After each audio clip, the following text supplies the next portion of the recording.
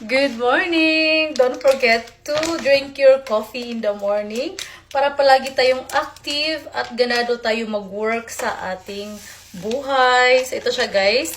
Meron tayong coffee dito. Ito yung palagi kong iniinom guys. Morning and evening talaga akong umiinom ng coffee.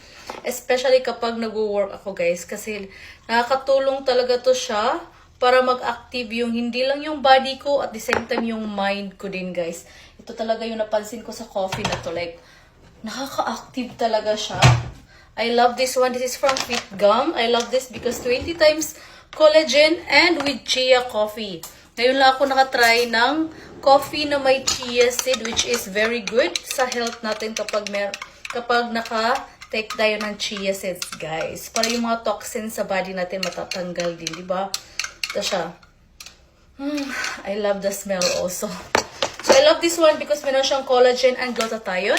So, hindi lang siya nakakapag-active sa body natin. At the same time, nakaka-glow din siya sa skin natin, guys. Kasi meron na siyang collagen and glutathione.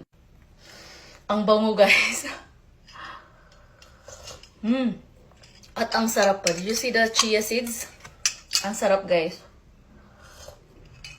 Ayan, guys, sa mga wala pa nito, mag-check out na kayo guys. Napakasarap at maganda talaga sa body natin. Ilagay ko yung link dyan sa yellow basket at mag-check out na rin kayo.